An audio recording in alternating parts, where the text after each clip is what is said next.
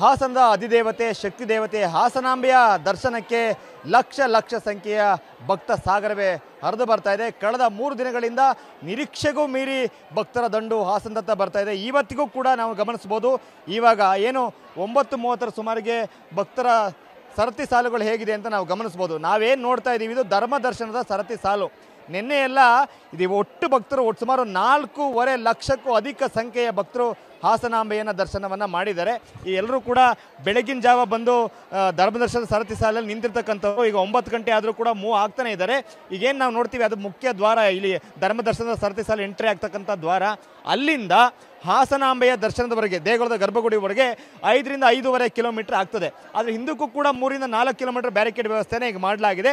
ಅಲ್ಲಿಂದನೇ ಭಕ್ತರು ಬರ್ತಾ ಇದ್ದಾರೆ. ಅಂದರೆ ಸರಿಸುಮಾರು 8 ರಿಂದ 9 ಕಿಲೋಮೀಟರ್ ದೂರದಿಂದ ನಡ್ಕೊಂಡು ಇವರು ಭಕ್ತರೆಲ್ಲರೂ ಕೂಡ ದರ್ಶನಕ್ಕೆ ಬರ್ತಾ ಇದ್ದಾರೆ.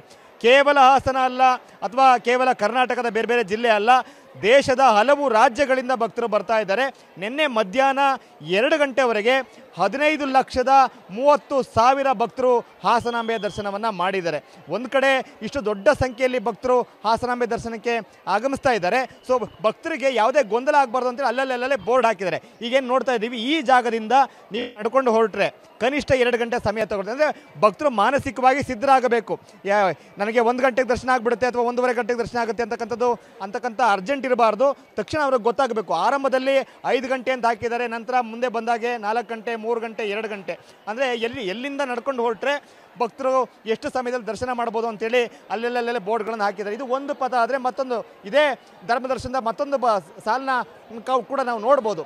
ಇಲ್ಲೂ ಕೂಡ ಎಷ್ಟು ದೊಡ್ಡ ಸಂಖ್ಯೆಯಲ್ಲಿ ಭಕ್ತರು ಸರತಿ ಸಾಲಲ್ಲಿ ನಿಂತಿದ್ದಾರೆ ಅಂತೇಳಿ. ಈ ಕ್ರೌಡನ್ನು ನೋಡಿದ್ರೆ ಗೊತ್ತಾಗುತ್ತೆ ಭಕ್ತರ ಈ ಒಂದು ಫ್ಲೋ ಹೇಗಿದೆ ಅಂತೇಳಿ. ಹಾಸನದತ್ತ ಬರ್ತಿರ್ತಕ್ಕಂಥ ಈ ಒಂದು ಭಕ್ತರ ಪ್ರವಾಹ ಹೇಗಿದೆ ಅಂತೇಳಿ ನಾವು ಗಮನಿಸ್ಬೋದು.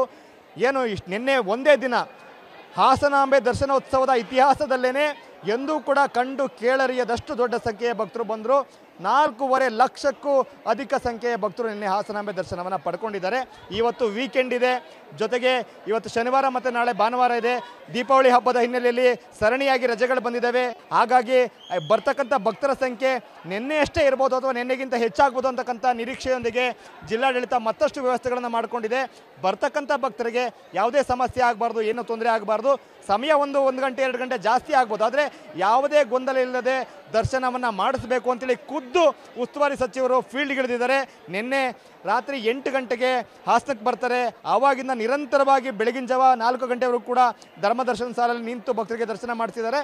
ಮತ್ತು ಬೆಳಗ್ಗೆಯಿಂದನೂ ಕೂಡ ಕೈಯಲ್ಲಿ ಮೈಕ್ ಹಿಡಿದು ಭಕ್ತರಿಗೆ ಮಾರ್ಗದರ್ಶನವನ್ನು ಮಾಡ್ತಾ ಹಾಸನಾಂಬೆ ದರ್ಶನ ಸುಲಲಿತವಾಗಿ ಆಗಲಿಕ್ಕೆ ಬೇಕಾಗಿರ್ತಕ್ಕಂಥ ವ್ಯವಸ್ಥೆಯನ್ನು ಮಾಡ್ತಿರ್ತಕ್ಕಂಥದ್ದು. ಭಕ್ತರು ಕೂಡ ಬರ್ತಾ ಇದ್ದಾರೆ. ಇವತ್ತು ನಿನ್ನೆಗೆ ಹೋಲಿಸ್ಕೊಂಡ್ರೆ ದರ್ಶನ ಸ್ವಲ್ಪ ಫಾಸ್ಟಾಗಿ ಆಗ್ತಿರ್ತಕ್ಕಂಥದ್ದು ಕೂಡ ಭಕ್ತರಿಗೆ ಸ್ವಲ್ಪ ಸಮಾಧಾನವನ್ನು ಕೂಡ ತರಿಸ್ತಾ ಇದೆ. ಕ್ಯಾಮರಾಮನ್ ಮಹೇಶ್ ಜೊತೆ ಮಂಜುನಾಥ್, KB, TV9 ಹಾಸನ.